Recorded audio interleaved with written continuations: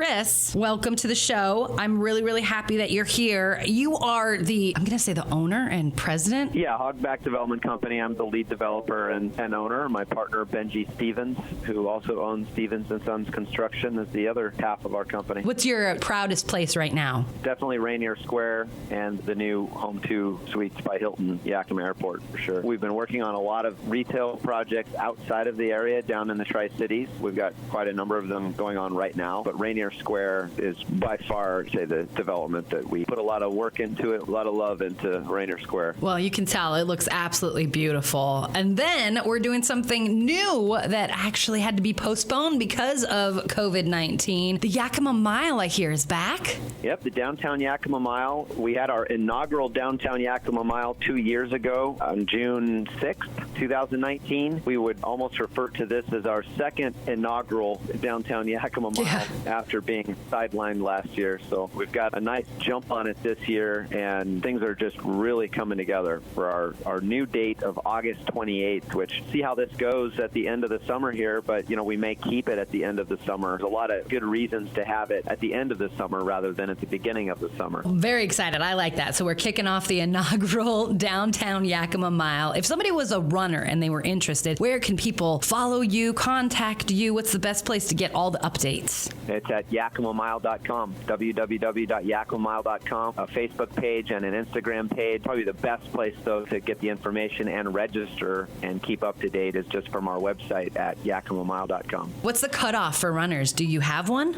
Oh, no, you can register all the way up until, right before the race on August 28th at 6 p.m. Hopefully people don't wait until the last second. But for the youth, 18 and under, there's absolutely no reason not to get in there and register. It's absolutely free, thanks to the Home 2 Suites by Hilton, has contributed a sizable amount of money to make sure that, one, this race goes off without a hitch. Two, we get these elite athletes in from all over the world to break those records and take home the big prizes. But even more than that, the Home 2 Suites by Hilton has contributed enough money so that every person 18 and under runs for free and still picks up the swag that they get as if they were paying the full price. That is awesome. So big shout out to Home 2 Suites. And then the people that aren't interested in running but really want to go out there and see, there's going to be spots where they could line up on the side, right? Yeah, the finish line's going to be down on Yakima Avenue between 2nd, so right out in front of Sports Center, Cowiche Canyon, and Olive Garden. There'll be a sizable crowd, we hope, there at the end. The races start at 6 o'clock with the non-competitive family walk, run, stroll, and that is literally for anyone. If you can crawl or roll a mile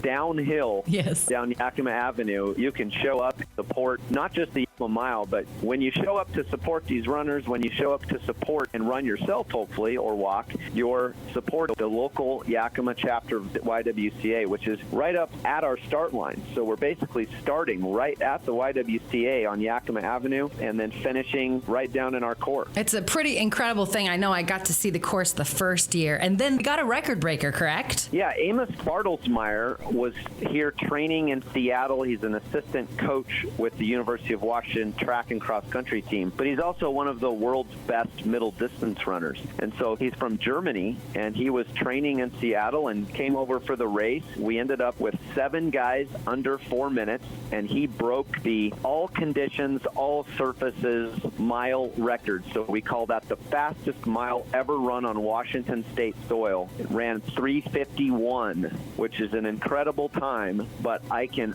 almost guarantee you that time's going to be broken again this year. We've got some tricks up our sleeves. The timing of the race is just absolutely perfect this year, given that it's an Olympic year. The Olympics will be over, and then right after the Olympics is what's called the Diamond League Finals in the Prefontaine Classic in Eugene, Oregon. So a lot of the runners that were at the Olympics or didn't qualify for the Olympics will all be in Eugene the weekend before the Yakima Mile, and it is not a far stretch and certainly not a far drive for those athletes to come from Eugene straight to Yakima, Washington. And if you were to win the mile, break the record of 3:51, and run sub 3:50 for the men, you're going to walk away with $15,000. Middle distance runner, these aren't NBA basketball players. They're not NFL players. They're not making millions and millions of dollars in endorsements. $15,000 to win one road race in Yakima, Washington is an incredible amount of money. We've got some pretty incredible runners that will be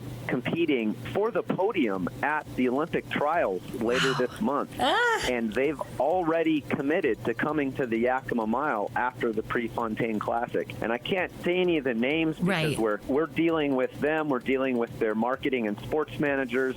And until the ink is dry, we can't say who some of these people are. But I can tell you that some of these men and women that are on the podium at the Olympic trials and then racing in Tokyo, I would say very well may be coming to Yakima right after the Olympics. That is like the coolest thing ever, Chris. Congratulations. We're pretty excited about it. Okay, so everybody and their mother needs to mark their calendar for August 28th. You need to make sure that you follow them on social media if you're interested in getting your kids involved. And I will be putting this whole interview over at kffm.com for reference. Anything else as we're talking that kind of came up and you're like, oh, I got to make sure I say this? I just want to make sure everybody realizes and fully understands the Downtown Yakima Mile this year, not our sponsor, but our beneficiary who we're doing all this for, and our strategic partner in this event, the YWCA of Yakima. The message that we really want to get out there is their Yakima helpline, 509-248-7796, option 3, 248-7796, option 3, where you can speak 24 hours a day, 365 days a year. Doesn't matter if you're a woman or a man, if you've got information or you just want to talk. When they pick up that phone, you're going to be speaking to a domestic violence victims advocate. And the beneficiary of our event is the YWCA, and